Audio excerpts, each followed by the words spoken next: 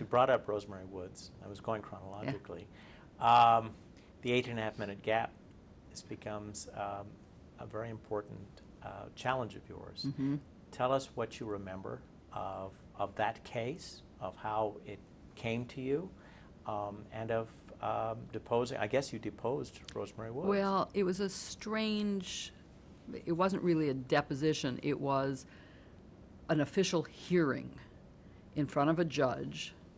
Normally a deposition would be in your lawyer's office, and there aren't really depositions in a criminal case. There are depositions in civil cases. And this was just one of those sort of created methods, and there are not, it was an evidentiary hearing is what it was, and it was in front of the judge, and it was in response to the announcement that there was a missing tape and there was a gap in a tape, and so we just were questioning all the witnesses about who had custody of the tapes and how it came to be that there was this gap. And the White House notified us that Rosemary Woods had told them that she was admitting that she had accidentally erased the tape. And I got advice from secretaries across the country.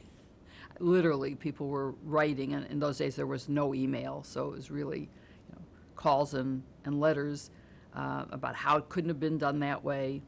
And it was really just a question of asking her to enact, okay, so tell me. I mean, and we were discovering, usually you don't try not to ask a question you don't know the answer to, but sometimes you have to. And we were probing carefully, asking her to describe it, and I do very vividly, as if it was yesterday. And not all my memories of 35 years ago are so vivid. Remember her sitting in the witness box, which is, what is it, 4 feet by 5 feet or something, 4 feet by 4 feet. It's very small, enclosed space. I remember what she looked like. I remember what she was wearing.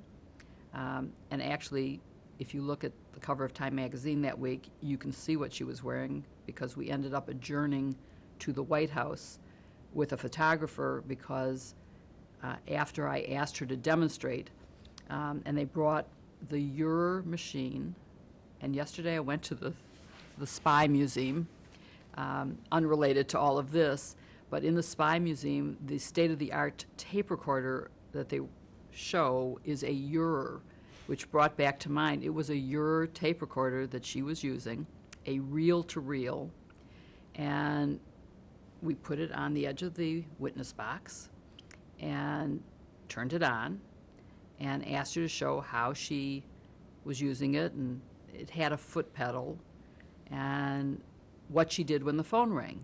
And when the phone supposedly rang, she demonstrated that she reached back and she had her foot on the pedal, and her foot came off the pedal, and the reels immediately stopped.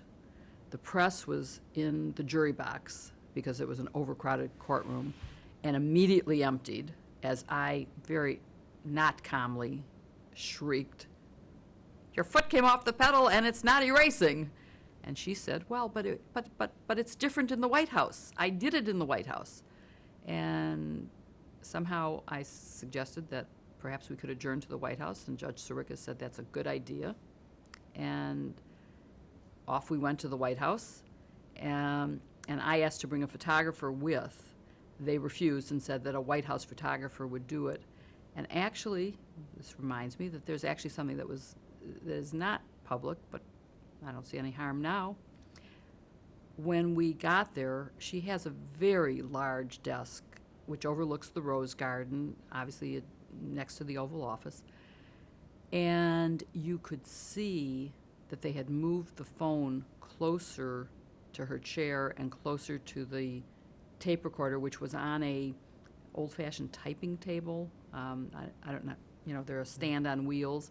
So you had the machine there. You had the phone on an L at the very opposite end of way over a 6-foot desk, a very large desk. And I could see the tracks where the phone had been pulled. And I asked the White House photographer to take a picture of that. And guess what didn't come out? That picture didn't come out. So I couldn't use it as evidence because it would have been my word against hers, and that would have been a loser. So I was never able to bring that out, but honestly, it was moved. But even with it moved, again, if you look at the cover of Time magazine, it is a picture of Rosemary, literally white-knuckled, holding onto the arm of her chair, reaching back to get the phone. And you only have to look at that to know that she didn't do that for a half hour. You know, she didn't do it for 18 minutes. There's no way.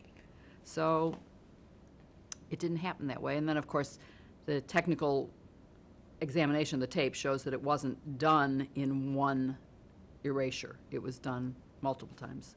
So someone listened, went, oh, that's bad. Go back, erase it, and then listen some more and went, oh, that's bad. And then eventually must have said, I can't erase the whole thing. I guess I'm just not going to turn in these tapes. I'm going to resist the subpoena.